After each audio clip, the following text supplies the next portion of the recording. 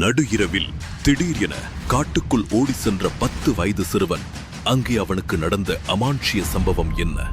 காலையில் காட்டுக்குள் எழுந்த சிறுவன் அவன் அம்மாவின் காதில் சொன்ன ரகசியம் என்ன? ஆபத்து நிறைஞ்ச குதிரை போட்டிக்குள்ள நுழையிற 100 மாணவர்கள், ஆனா அதுல ஒருத்தரான மட்டும்தான் உயிரோட வெளியில வர முடியும்னு ரூல் இருந்தா என்ன நடக்கும்? 30 நாள் அடைக்கப்படும் கதவு. அங்க டீச்சர்ஸ் இல்ல, இரக்கம் கருணைன்னு எதுவுமே இல்ல. வெறும் கொடூர மிருகங்களும் அது அடைய போட்டிகள் மட்டுமே அங்க உண்டு. இன்னைக்கு நான் இறந்து 98வது சவப்பெட்டியா இங்க மாற போறேன்தா எல்லாரும் காத்துக்கிட்டு இருக்காங்க. இந்த உலகத்துல வாழ போற உன்னோட கடைசி நாளுக்காக உன்னை வரவேற்கிறேன் ப்ரோ. என்ன எதிர்த்து நிக்கிற இவ ரகசிய சக்தியால பல போட்டியை ஜெயிச்சிருக்கிறான். அவன் கிட்ட இருக்கிறது ஒரு சிங்க உருவத்துல இருக்கிற அசுர மிருகம். அதோட பலம் 1000 காட்டு யானைகளையே சாய்க்கக்கூடியது. இத அவனுடைய எதிராளியோட பவர்ஸை புரிஞ்சு இவன் கிட்ட கொடுக்கும். ஒட்டுமொத்த குடும்பம் ஆர்ப்பரிச்சுக்கிட்டு இருக்கிறப்போ நான் என்னோட மிருகத்தை எடுத்தேன். அது என் உள்ளங்கையை விட ரொம்ப சின்னது, எல்லாத்த விட ரொம்ப சக்தி கம்மியானது. Defective class, combat viability negligible, survival probability 8%. ஆனா இதை வச்சுக்கிட்டே ஜெயிக்கிற சீக்ரெட் எனக்கு தெரியும். அவ என்ன நோக்கி ஓடி வந்துகிட்டு இருக்கா.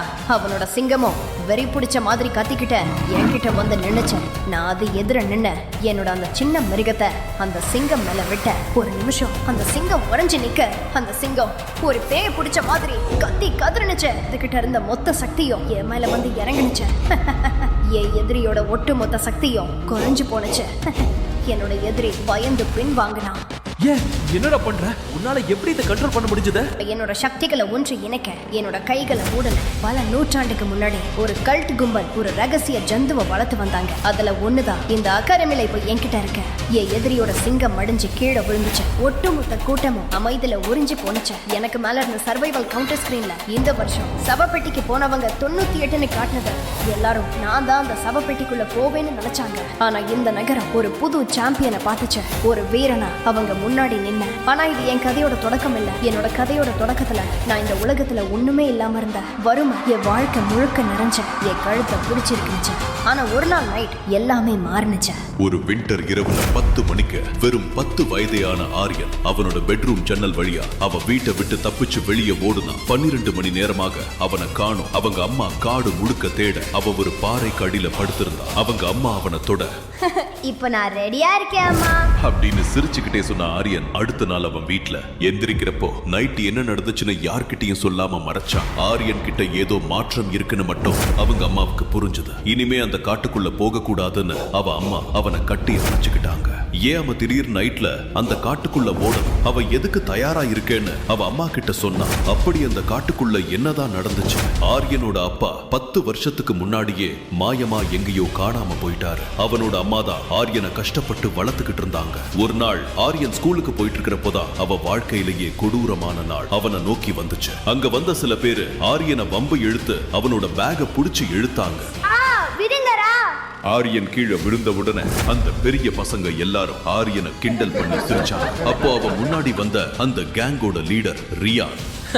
உங்க அப்பா உங்களை விட்டு ஓடி போனது எந்த தப்பும் இல்லடா. நீயும் உன்னோட வீணா போன அம்மாவும் அந்த ஓட்ட வீட்டை விட்டு ஓடி போய் எங்கேயாவது சாவுங்கடா. ரியான் இந்த ஊரிலேயே மிகப்பெரிய பணக்கார குடும்பத்தை சேர்ந்தவன். இவங்க கிட்ட ஆரியன் அம்மா கடன் வாங்கிட்டு திரும்ப தர முடியாததுனால இருக்கிற வீட்டை கொடுத்துட்டு போக சொல்லி ரியான் குடும்பத்தை ஆளுங்க பெரிய பிரச்சனை பண்ணிட்டு இருக்காங்க. அதனாலேயே ரியானுக்கு ஆரியனை பார்த்தாலே பிடிக்காது. எப்பெல்லாம் வாய்ப்பு கிடைக்குதோ அப்பெல்லாம் ஆரியனை வம்பு வளர்த்து அசிங்கப்படுத்திக்கிட்டே இருப்பான். இப்போ நிறைய பசங்க சேர்ந்த உடனே கிண்டல் இன்னும் அதிகமாச்சு.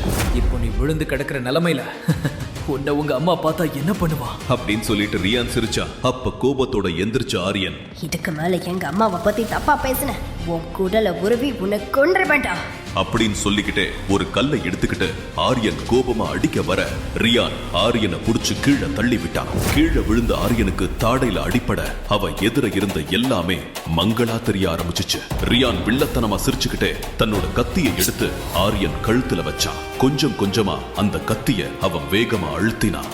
ஆரியனோட தோல் அழுத்தம் தாங்க முடியாம சிவந்து போனுச்சு. அப்பதான் யாருமே எதிர்பார்க்காத அந்த அழகிய குரல் கேட்டுச்சு. அவனை விடு. இப்படி ஒரு அழகான பொண்ண இதுக்கு முன்னாடி ரியான் பார்த்ததே இல்ல. கூட்டத்துக்கு நடுவுல தைரியமா வந்த அந்த பொண்ணோட முடி நீல கலர்ல இருந்துச்சு. அவளோட கண்ணும் அழகான நீல கலர்ல இருந்துச்சு.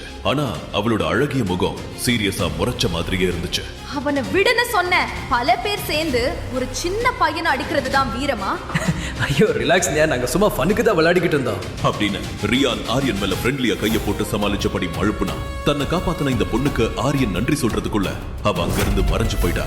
இன்னைக்கு இல்லனாலும் என்னைக்குமே ரியான்னாலையும் அவன் குடும்பத்தினாலையும் பிரச்சனை தான் ஆரியனுக்கு நல்லா தெரியும். அதனால தன்னோட வீட்டையும் தன்னோட அம்மாவையும் கடன்காரங்க கிட்ட இருந்து காப்பாத்துறதுக்காக ஆரியன் அந்த மோசமான அகாடமிக்கு போக முடிவெடுத்தான். ஆரியன் வேற வழியே இல்லாம அந்த மோசமான பீஸ்டுகள் நிறைஞ்ச அகாடமிக்கு உள்ள கடைசி ஆளா போனா. அன்னைக்கு ரியான் தூக்கி எறிஞ்ச ஆரியனோட பேக்கையும் அவ அந்த அகாடமிக்கு உள்ள எடுத்து போயிட்டு இருந்தா. அது உள்ள அவங்க அம்மா கொடுத்த ஒரு முட்டை இருந்துச்சு. ஆரியனுக்கு வெறும் 10 வயசா இருந்தாலும் அவனோட ஒட்டுமொத்த வாழ்க்கையே தீர்மானிக்க கூடியது இந்த நாளாதான் இருந்துச்சு. அந்த அகாடமியில முதல் நாள் செரிமோனி ஃபங்க்ஷன் நடக்க மாஸ்டர் டேனியல் அங்க உள்ள ரூல்ஸ் பத்தி பேச ஆரம்பிச்சாரு. இங்க நீங்க பீஸ்டோட மோதி அதோட சக்தியை அடைஞ்சா மட்டும்தான் உயிர் வாழ முடியும். நீங்க ஜெயிக்கிற ஒவ்வொரு மிருகத்துக்கும் அதோட சக்தி உங்களுக்கு கொடுக்கப்படும். இங்க உங்களுக்கு கிடைக்கிற முதல் மிருகம் தான் இந்த சொசைட்டில உங்களுக்கான இடத்தை தீர்மானிக்கும். உங்களுக்கு இரும்பு சக்திகள் கொடுக்கிற மிருகம் கிடைச்சிச்சுன்னா நீங்க வெறும் அடிமையா தான் இருப்பீங்க. வெங்கல சக்திகளை கொடுக்கிற மிருகம் கிடைச்சிச்சுன்னா நீங்க இங்க தொழிலாளியா இருக்கலாம். இதுவே சில்வர் சக்திகளை கொடுக்கிற மிருகம் கிடைச்சிச்சுன்னா நீங்க இங்க ஒரு சொகுசா மேம்பட்ட வாழ்க்கை வாழலாம். இந்த ஒட்டுமொத்த உலகத்திலையும் வெறும் 5 குடும்பம் தான் கோல்ட் ரேங்க் பீஸ்ட் வச்சிருக்காங்க.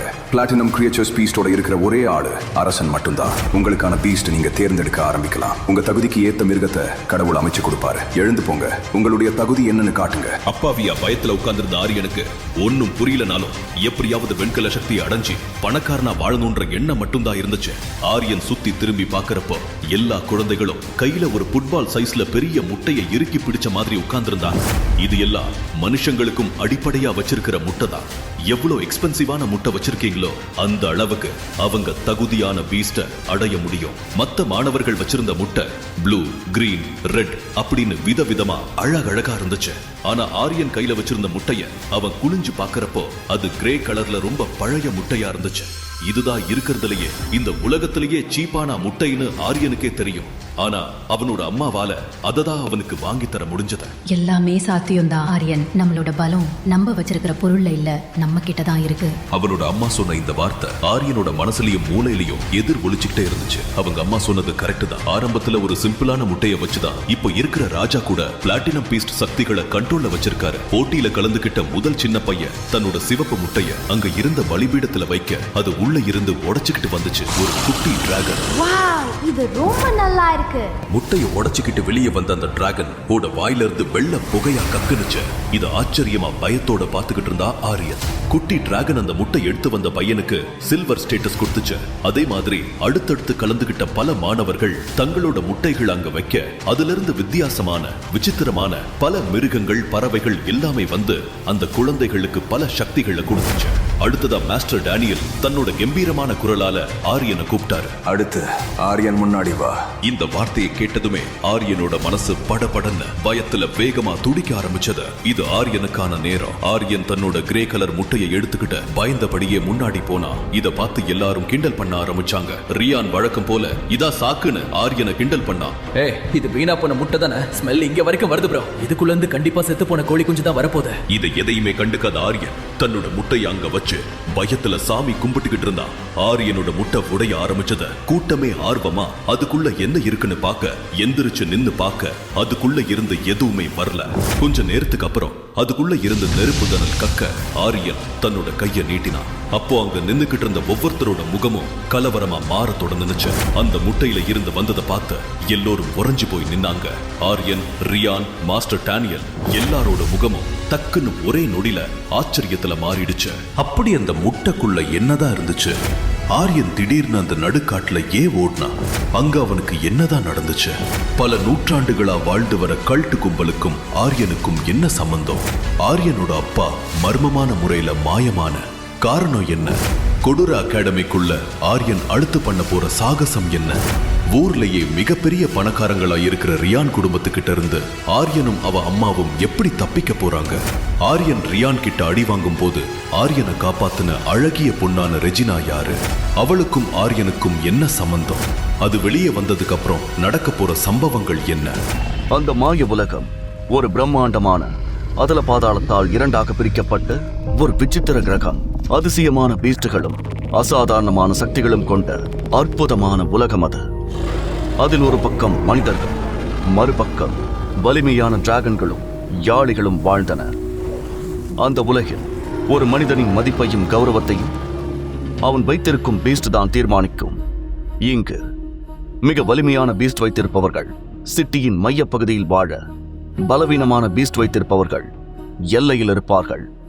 எனவே அந்த நகரத்தின் இளைஞர்கள் அனைவருக்கும் ஒரு வலிமையான பீஸ்ட் கிடைக்க வேண்டும் என்பதே கனவு. அந்த நகரத்தின் ஒரு பெரிய யூனிவர்சிட்டியின் செர்மனி ஹாலில் தங்களது 18வது வயதில் அடியெடுத்து வைத்த நிறைய மாணவர்கள் அமர்ந்திருந்தனர். அனைவரின் கண்களிலும் தங்கள் எதிர்காலத்தின் மீதான கனவுகள் தெரிந்தன. இங்கு படிக்கும் மாணவர்கள் பெரும்பாலும் இந்நகரத்தின் மிக முக்கிய புள்ளிகளின் பிள்ளைகளாகவே இருப்பார்கள். அவர்கள் அனைவரும் விலையுயர்ந்த கோட் சூட் மற்றும் கேப் வைத்த ஆடைகள் அணிந்திருந்தனர். அவர்களுக்கு நடுவில் ஒரு சாதாரணமான உடை அணிந்து காலில் ஷூ கூட அணியாமல் பழைய செருப்புடன் ஆரியன் உள்ளே நுழைந்தான். பெரிய பணக்கார ஸ்டூடெண்ட்ஸ்களுக்கு மத்தியில் ஒரு ஏழ்மையான குடும்பத்திலிருந்து ஆரியன் வந்திருந்தான். ஒரு சிறிய முட்டையை பத்திரமாக கையில் ஏந்தியபடி வந்தவனுக்கு பெரும் கனவுகள் இருந்தது. அவனுடைய எதிர்காலமே அந்த முட்டையில் தான் இருந்தது. அந்த முட்டையிலிருந்து வரும் பீஸ்ட் தான் ஆரியனின் வாழ்க்கையை தீர்மானிக்கப் போகிறது. மற்றவர்களைப் போல் இல்லாமல் இவன் பார்ப்பதற்கு மிகவும் சாதாரணமாக இருந்ததால் அவனை யாரும் அருகில் அமர விடவில்லை. அப்போது பெரும் சத்தத்துடன் அந்த செர்மனி ஹாலில் மாஸ்டர் டேனியல் உள்ளே நுழைந்தார். அனைவரும் அமைதியாக எழுந்து நின்று அவருக்கு மரியாதை செலுத்தினார்கள். அவர் பின்னால் அவருடைய பீஸ்ட் ஆர்மர்ட் ஸ்கார்பியன் இருந்தது. அங்கிருந்த மாணவர்கள் அந்த பெரிய தேளை மிகுந்த ஆர்வத்துடன் பார்த்தனர். அவரும் இதேபோல் தனது 18வது வயதில் இப்படி ஒரு நிகழ்வில்தான் இந்த பீஸ்டை தன்னுடன் பேர் செய்து கொண்டார். இந்த பீஸ்ட் சில்வர் ரேங்கிங் லெவல் 2. இது சாதாரணமாக இல்லாமல் மிகவும் பொலிவுடன் நீல நிறத்தில் மின்னியது. அவர் அனைவரின் முன்னால் நின்று, ஸ்டூடெண்ட்ஸ், உங்க வாழ்க்கையில் ரொம்ப முக்கியமான நாள் இது. ஃபியூச்சர்ல நீங்க இந்த சொசைட்டில எந்த இடத்துல இருக்க போறீங்கன்னு இன்னைக்கு உங்களோட பேராக போற உங்க பீஸ்ட் தான் முடிவு பண்ணும் என்று கூறினார். அனைத்து மாணவர்களும் அவர் சொன்னதை கவனமாக கேட்டுக்கொண்டிருந்தனர். மாஸ்டர் டேனியல் தனது பேச்சை தொடர்ந்தார். இன்னைக்கு நீங்க பேராக போற பீஸ்ட அடுத்த 8 வருஷம் இங்க ட்ரைன் பண்ண போறீங்க. ஒவ்வொரு பீஸ்டும் ஒவ்வொரு லெவல். அயன் பீஸ்ட் வந்தா ஸ்லேவ்ஸ், பிரான்ஸ் பீஸ்ட் வந்தா ஒர்க்கர்ஸ், சில்வர் பீஸ்ட் வந்தா பிரிவிலேஜ்டான லைஃப் என்று கூறினார். ஆனால் அவர் கோல்ட் லெவல் பீஸ்ட் பற்றியோ பிளாட்டினம் லெவல் பீஸ்ட் பற்றியோ கூறவில்லை. கோல்டு வெறும் 5 குடும்பங்களிடம் மட்டுமே இருந்தது. பிளாட்டினம் வெறும் அந்த சிட்டியின் கிங்கிடம் மட்டுமே இருந்தது. இப்போது அங்கிருந்த மாணவன் ரியானை மாஸ்டர் முன்னால் அழைத்தார். ரியான் அந்த சிட்டியின் ஒரு பெரிய பிக் ஷாட்டின் மகன். அங்கிருந்த மற்ற ஸ்டூடெண்ட்ஸ் அனைவருக்கும் எப்படியாவது அவனுடன் ஃப்ரெண்டாக வேண்டும் என்பது ட்ரீம். இதற்கு முன்பு அவன் படித்த இடத்தில் அவன்தான் டாப்பராக இருந்தான். அதற்கேற்ற தற்பெருமையும் திமிரும் அவன் கூடவே இருந்தது. அவன் எழுந்து செல்லும் போது மொத்த அரங்கமும் ஆரவாரம் செய்தது. அவன் மேல் அனைவருக்கும் மிகப்பெரிய எதிர்பார்ப்பு இருந்தது. பலத்த கைத்தட்டின் நடுவில் வந்தவன் தனது கையில் இருந்த ஒரு பெரிய முட்டையை அங்கிருந்த பீடத்தின் மீது வைத்தான். அதிலிருந்த ஹோலி வாட்டரில் அந்த முட்டை வைக்கப்பட்டவுடன் அது பயங்கரமாக கொதித்தது. அந்த முட்டை சிவப்பு கலரில் மாறியது. அதை பார்த்த அனைவரும் வாவ், இட்ஸ் கோட் ரெட் என்று ஆரவாரமாக கூறினார். அதிலிருந்து அப்படியே தீப்புரியுடன் ஒரு பீஸ்ட் வெளியே வந்தது.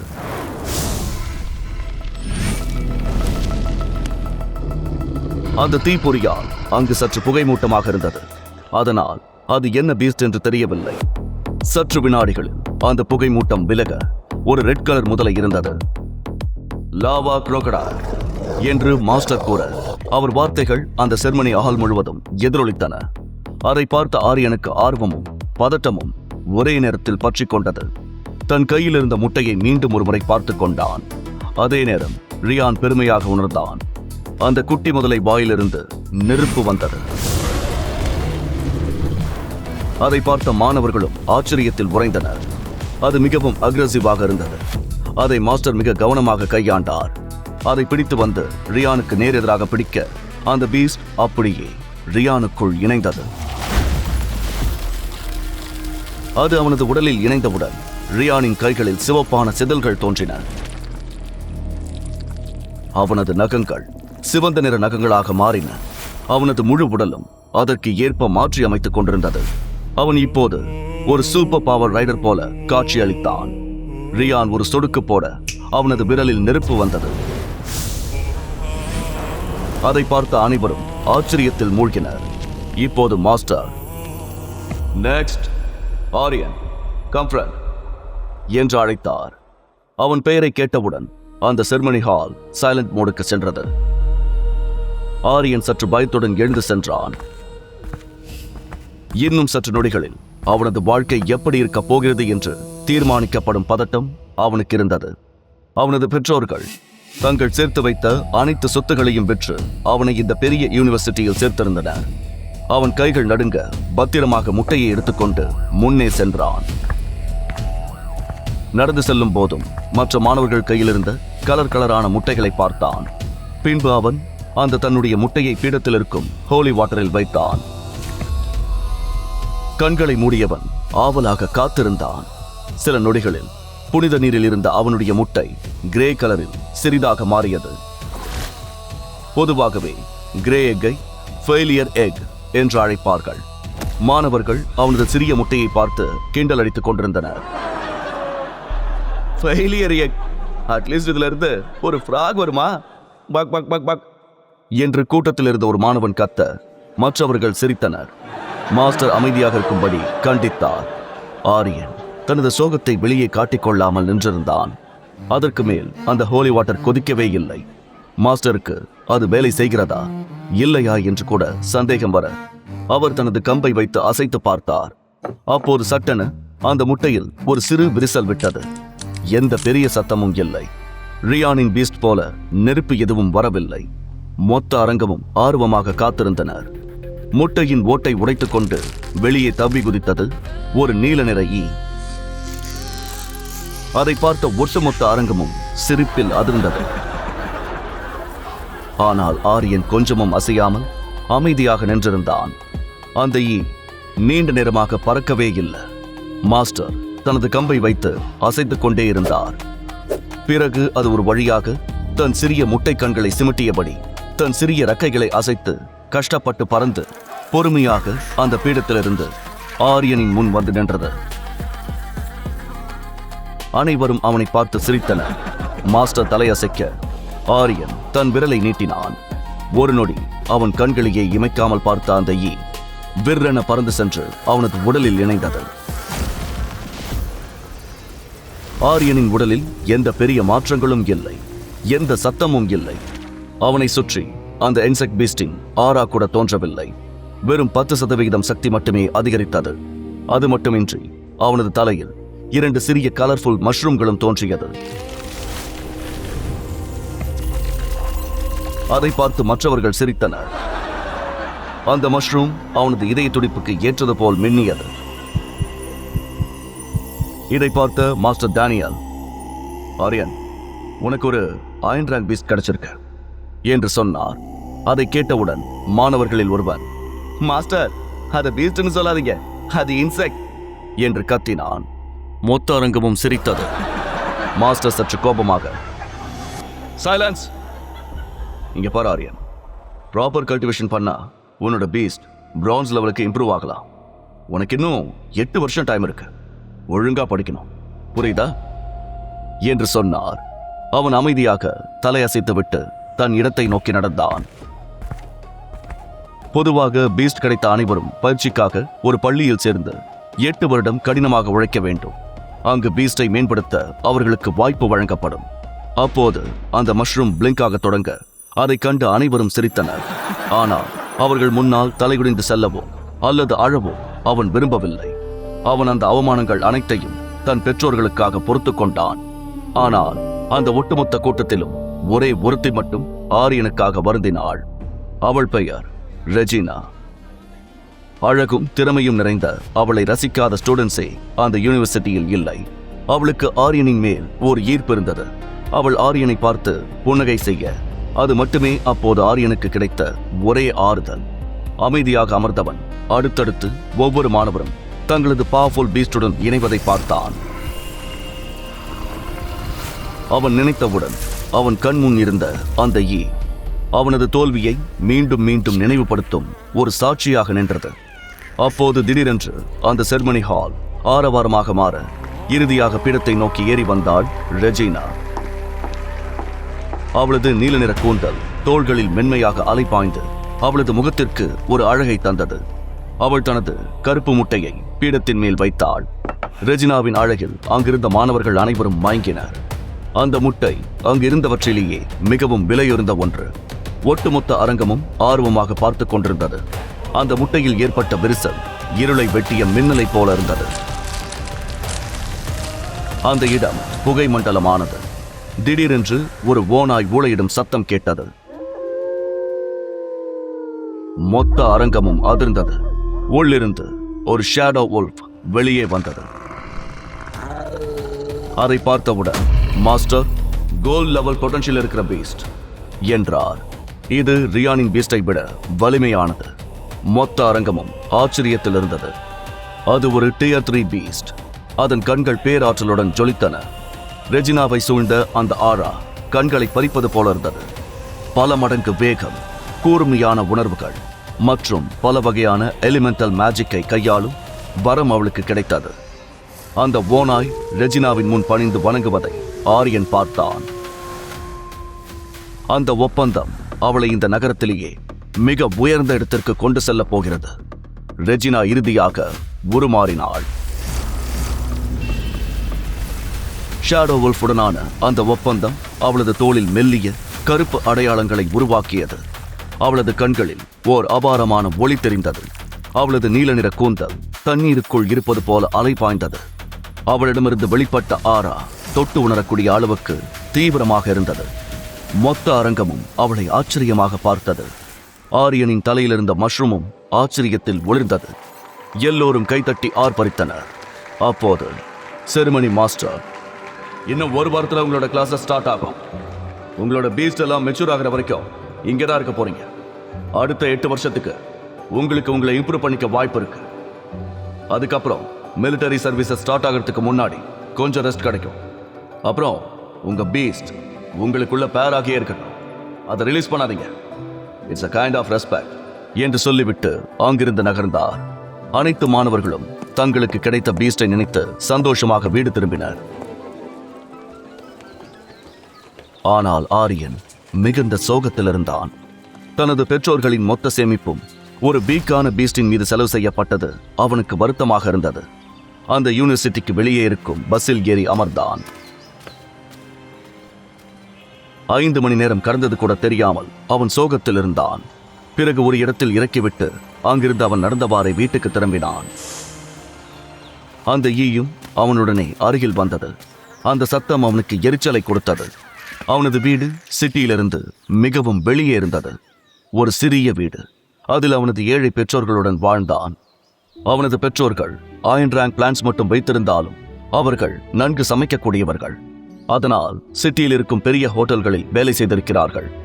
அவர்களது பாஸ் ஏற்றத்தாழ்வு பார்க்காத ஒரு நல்ல குணம் படைத்தவர் என்பதால் அவர்களை அங்கு வேலை பார்க்க அனுமதித்தார். ஜெனி மற்றும் சத்தியன் ஆரியனுக்காக மிகவும் ஆர்வமாக காத்திருந்தனர். ஆரியன் கதவை திறந்து உள்ளே வந்தவுடன் அவனது பெற்றோர்கள் அவனை பார்க்க ஓடி வந்தனர். அவனது அருகில் ஒரு ஈ இருந்தது. அதை பார்த்தவர்கள் ஏமாற்றம் அடைந்தாலும் அதை வெளிக்காட்டாமல் இருந்தார்கள். ஆரியனின் கண்களிலிருந்து கண்ணீர் வடிந்தது. அம்மா, அப்பா, என்னை மன்னிச்சிடுங்க. எனக்கு வெறும் ஒரு ஈ தான் கிடைச்சது என்று அழுதான். ஜெனி ஓடி வந்து கட்டி அணைத்து, பரவாயில்ல ஆரியன், விடு. அதுக்கு நீ என்ன பண்ணுவ? நாங்க எங்களால முடிஞ்ச முட்டையை வாங்கி கொடுத்தோம். இதுல உன் தப்பு எதுவும் இல்ல.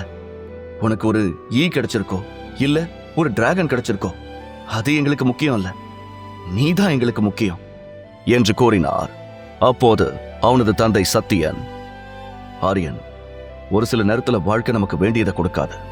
ஆனா இந்த வாழ்க்கை நமக்கு கொடுத்ததை நாம நமக்கு ஏத்த மாதிரி மாத்திக்கணும் என்று அறிவுரை சொன்னார். ஆரியன் எதுவும் சொல்லாமல் அங்கிருந்து தனது அறைக்கு சென்றான். அந்த ஈயும் அவனுடன் பின்னாலேயே சென்றது.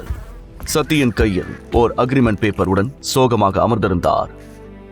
இத்தனை வருஷ உழைப்பு எல்லாத்தையும் வித்து நம்ம பையனுக்கு ஒரு நல்ல யூனிவர்சிட்டியில சீட் வாங்கினோம். ஆனா இப்ப என்று சத்தியன் கண் கலங்கினார். ஆரியனுக்கு சக்தி வாய்ந்த ஓர் உயர் ரக முட்டையை வாங்கி தருவதற்கான வசதி அவர்களிடம் இல்லை. ஆனால் தங்கள் மகன் அவர்களை விட சிறந்த நிலையை அடைய வேண்டும் என்று அவர்கள் விரும்பினார்கள். அப்போது ஜெனி, இதுக்கு மேல எதுவும் பண்ண முடியாது. கான்ட்ராக்ட் போட்டாச்சு. அவ அங்க படிச்சுதான் ஆகணும். ஆனா எனக்கு மட்டும் அந்த நோய் வராம இருந்திருந்தா நாம் அந்த பிரவுன் எக் வாங்கியிருக்கலாம். பேசாம நான் செத்து என்று சொல்ல வர அதற்குள் சத்தியன் அவளை தடுத்தார். அப்படி சொல்லாத ஜெனி. அம்மா இல்லாம ஒரு குழந்தை வளர்றது பெரிய கொடுமை. நீ அவனுக்கு கிடைச்ச வரம் என்று கூறினார். ஜெனி அழுது கொண்டிருந்தார். அப்போது சத்தியன், உனக்கு ஞாபகம் இருக்கா ஜெனி, அந்த வருஷம் நம்ம அட்மாஸ்பியர்ல நச்சுத்தன்மை அதிகமானதுனால நிறைய பேர் பாதிக்கப்பட்டாங்க. என்னால அப்ப கவர்மெண்ட் கேட்கிற காசு கொடுத்து மருந்து வாங்க முடியாம அந்த மிஸ்ட்ரி ஃபாரஸ்டுக்குள்ள போய் ஒரு மூலிகை கொண்டு வந்தேன். அதை உனக்கு கொடுத்த உடனே உன் முகம் பிங்கா மாறிடுச்சு. நான் பயந்துட்டேன். ஆனா ஒரு வாரம் கழிச்சு உனக்கு குணமாயிடுச்சு. ரொம்ப வருஷம் குழந்தை இல்லாம இருந்தோம், அதுவும் அந்த மூலிகையால சரியாச்சு என்று கூறினார். அதற்கு ஜெனி, இவ்வளவு கஷ்டப்பட்டு நம்ம குழந்தைய வளர்த்தோம், ஆனா ஏன் தான் நமக்கு மட்டும் இப்படிலாம் நடக்குதோ என்று புலம்பினார். இவையெல்லாம் ஆரியனின் காதுகளில் விழுந்தாலும் அடுத்த 8 வருடம் அவன் மிகுந்த அவமானங்களை சந்திக்க வேண்டியிருக்கும் என்று சோகத்தில் இருந்தான். அடுத்த ஒரு வாரத்தில் யூனிவர்சிட்டியில் கிளாஸ் தொடங்கப் போகின்றது என்று யோசித்தவன் ஜன்னலின் வழியே பார்த்தான். கண் எதிரில் கும்மிருட்டில் அடர்த்தியான ஒரு காடு பரவி இருந்தது. அதிலிருந்து வந்த மூலிகை வாசம் அவனை திக்குமுக்காட வைத்தது. அப்போது ஒரு பலமான காற்று வீச அந்த காட்டின் மரங்கள் அதில் ஆடியது. திடீரென்று வீசிய அந்த காற்று ஆரியனுக்கு ஆச்சரியமாக இருந்தது. அவன் அந்த காட்டை பார்த்தபடி இருக்க அவனுக்கு தூரத்திலிருந்து ஏதோ ஒரு குரல் கேட்டது. ஆரியன் அதிர்ந்தான். அருகில் அவனது ஈ இல்லை. ஆரியன் பதறினான். அந்த ஈயை டேபிளுக்கு அடியில் துணிகளின் இடையில் தேடினான். அப்போது புக் ஷெல்ஃபில் ஒரு வெளிச்சம் வந்தது. அது ஆரியனின் பீஸ்ட். அது திடீரென்று ப்ளூ கலரில் பிளிங்க் ஆக தொடங்கியது. அவன் அருகில் சென்று பார்க்கும்போது அந்த ஈ the book of hope for the king என்ற புத்தகத்தின் மீது அமர்ந்திருந்தது. அவனது கண்கள் விரிந்தன. அவன் ஆர்வத்துடன் அந்த புத்தகத்தை எடுத்தான். அதன் கவர் பேஜை பார்த்த ஆரியனின் எதிர்பார்ப்பு எகிரியது.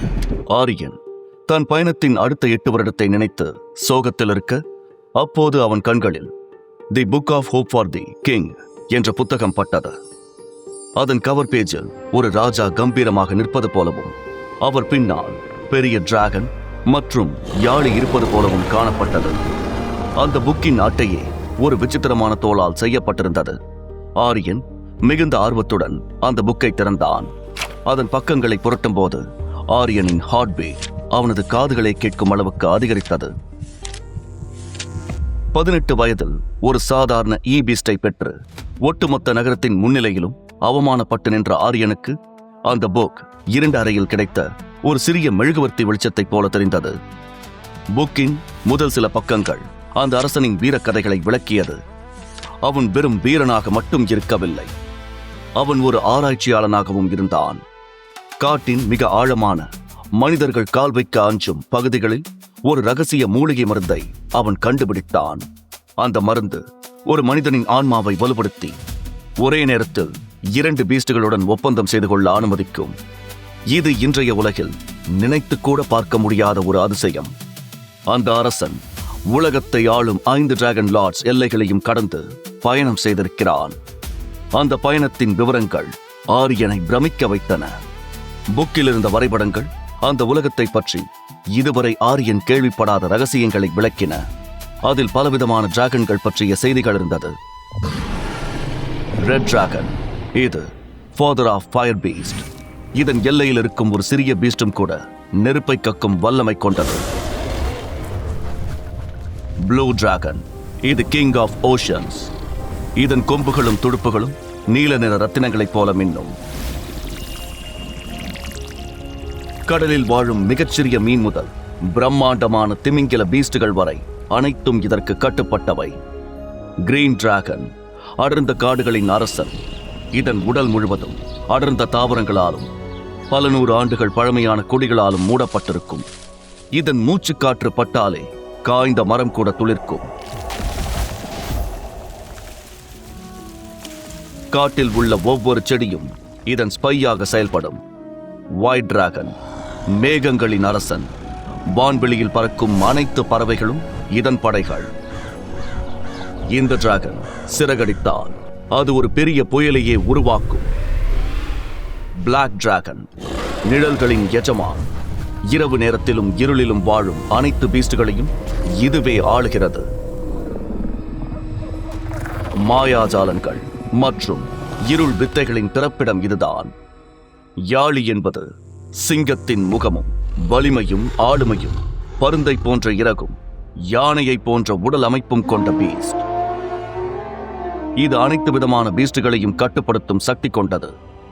புக்கின் ஒரு பக்கத்தில் டிராகன்களை பற்றிய ஒரு வரைபடம் மிகவும் துல்லியமாக வரையப்பட்டிருந்தது. இந்த டிராகன்களின் ராஜ்யம் முழுவதும் ராட்சத பூச்சிகளாலும் கடினமான ஓடுகளை கொண்ட உயிரினங்களாலும் நிறைந்திருந்தது. இதை அனைத்தும் படித்த ஆரியன் திகைத்தான். இந்த உலகத்துல இவ்வளவு பீஸ்ட் இருந்தும் எனக்கு மட்டும் செம்ம வீக்கான ஒரு தான் கிடைச்சிருக்கு என்று அதை பார்த்து ஆரியன் கோபம் அடைந்தான். அவன் மேலும் புக்கை படித்தான்.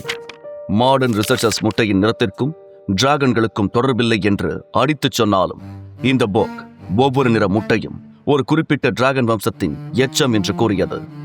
வரலாற்றில் இதுவரை ஒரு சில லெஜெண்டரி ஹீரோஸ் மட்டுமே 2 பீஸ்டுகளை வைத்திருக்க முடிந்தது. அவர்கள் யாரும் அந்த ரகசியத்தை உலகிற்கு சொன்னதில்லை. ஆரியன் தனக்குள், நானும் ஏன் அந்த மருந்தை தேடக்கூடாது? இப்ப என் கையில இழுக்கிறதுக்கு எதுவுமே இல்லை. நானும் அந்த ராஜா மாதிரி காட்டுக்குள்ள போய் அந்த மருந்தை கண்டுபிடிச்சா என்னாலையும் 2 பீஸ்டை கண்ட்ரோல் பண்ண முடியும் என்று நினைத்தான். புக்கை மூடிவிட்டு ஜன்னல் வழியாக வெளியே தெரிந்த இருண்ட காட்டை ஆரியன் பார்த்தான். அப்போது அவனுக்கு அவன் தந்தை சத்தியன் சொன்ன பழைய கதை நினைவுக்கு வந்தது. சில ஆண்டுகளுக்கு முன்பு அவனது தாய் ஜெனி நச்சுக்காற்றால் பாதிக்கப்பட்டு மரணத்தின் விளிம்பில் இருந்தபோது சத்தியன் உயிரை பணயம் வைத்து காட்டுக்குள் சென்றார். ஆரியன், உன்னோட அம்மாவை காப்பாத்த நான் ஒரு தடவை அந்த பள்ளத்துக்கு பக்கத்துல இருக்கிற காட்டுக்கு போனேன்.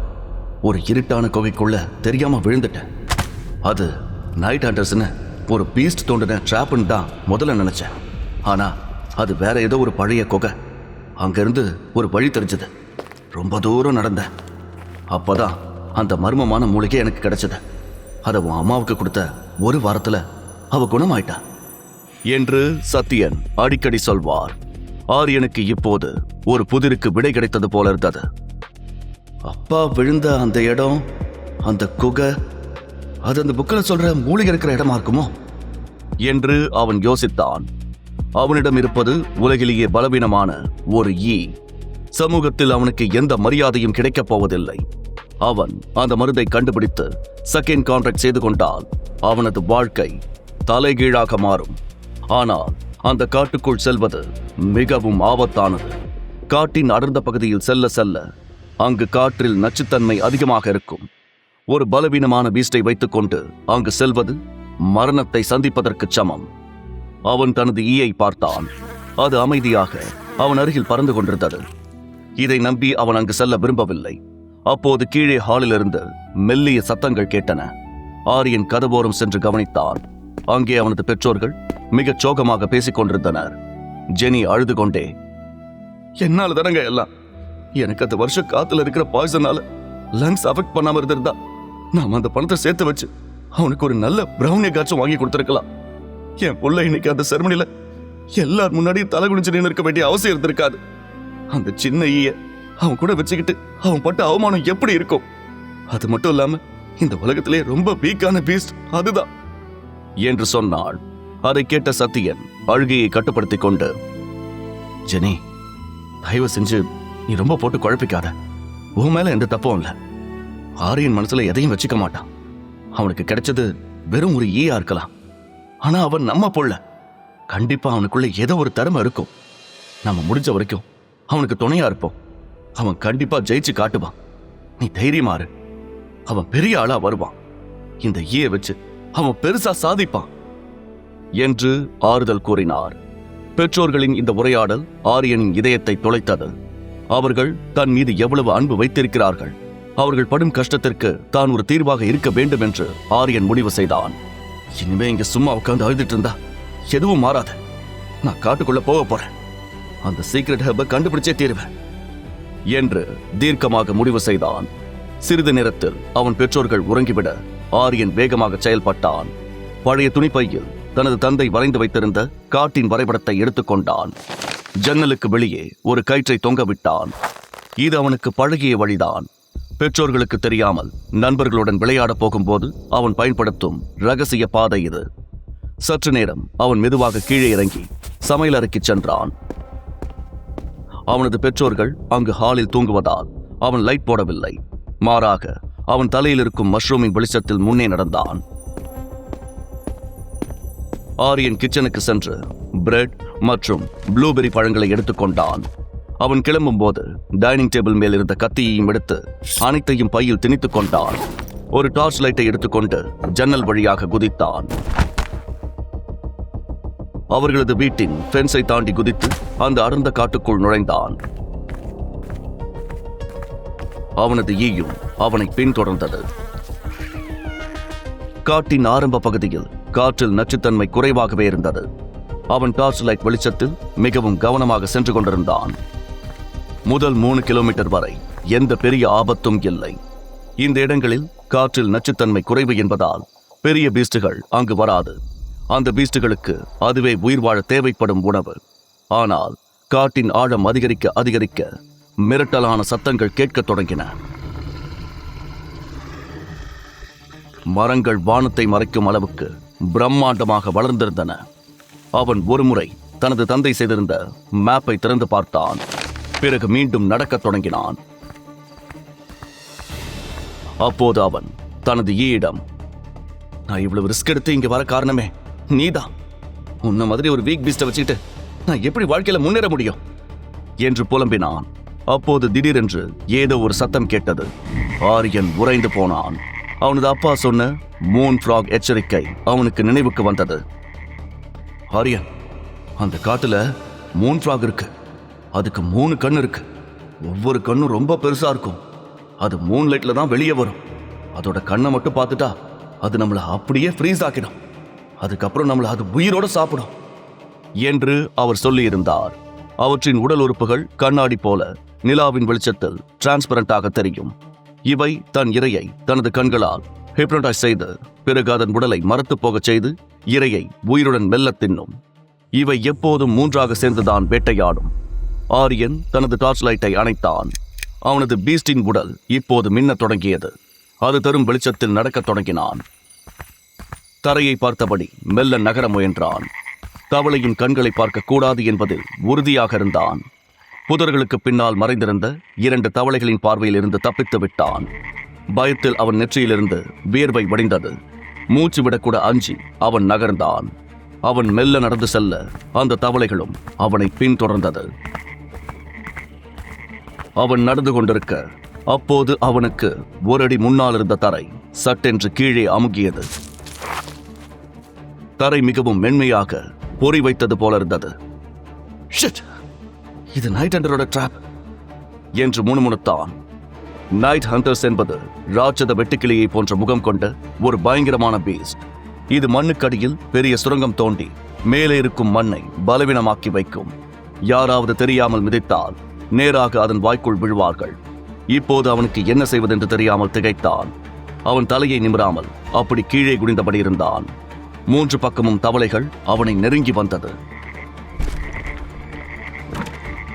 அவனது முன்னால் ஒரு பெரிய டிராப் இருந்தது. அவன் இந்த காட்டுக்குள் வந்தது தவறு என்று உணர்ந்தான். ஆரியன் அப்படியே சிலை போல நின்றான். எந்த ஒரு சிறு அசைவும் பெரிய பாதகத்தை கொடுக்கும் என்று அவனுக்கு தெரியும். சற்று நேரம் கழித்து அந்த தவளைகளின் சத்தம் நின்றது. அவை அவனை விட்டு விலகிச் சென்றது. அதன் சத்தம் நீண்ட தூரத்தில் கேட்கத் தொடங்கியது. ஆரியன் நிம்மதி பெருமூச்சு விட்டான்.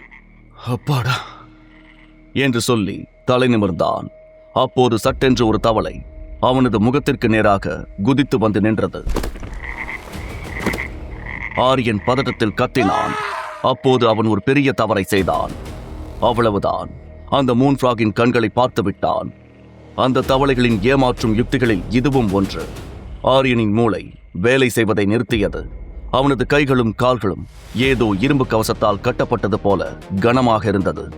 ஒரு சிறிய விரலை கூட அவனால் அசைக்க முடியவில்லை. அவனது டார்ச் லைட் கையை விட்டு நழுவி சேற்றில் விழுந்தது. ஆரியன் மனதிற்குள், என்னால நகர முடியல, என் உடம்புல உணர்ச்சியே இல்ல, அந்த தவளை என் பக்கத்துல வருது என்று பயந்தான். அந்த தவளை அவனுக்கு முன்னால் ஒரு 2 அடி தூரத்தில் நின்றபடி தன் நீண்ட பிசுபிசுப்பான நாக்கை வெளியே நீட்டியது. மரத்து போன நிலையில் நின்றிருந்த ஆரியனின் கழுத்தை சுற்றி வளைக்க அது தயாரானது. அதே சமயம் மண்ணுக்கு அடியிலிருந்து நைட் ஹண்டர்ஸின் அந்த ராட்சத கொடுக்குகளின் சத்தம் கேட்டது. ஆரியன் கண்களில் கண்ணீர் வடிந்தது. அவனது பயணம் ஆரம்பிக்கும் முன்பே முடிந்து விட்டதாக அவன் நினைத்தான். ஆனால் அப்போது அவனது ஈ அவனுக்குள் இணைந்தது. இந்த இக்கட்டான நொடியில் அவனது தலையிலிருந்த அந்த பலவீனமான மஷ்ரூம் தோன்றியது. இதுவரை இல்லாத அளவுக்கு பச்சை நிறத்தில் பிரகாசமாக பிளிங்காக தொடங்கியது. ஆரியனுக்கு என்ன நடக்கிறது என்று புரியவில்லை. அவனை 3 புறமும் தவளைகள் சுற்றிவிட்டது. 1 அடி முன்னால் நைட் ஹண்டரின் சத்தம்.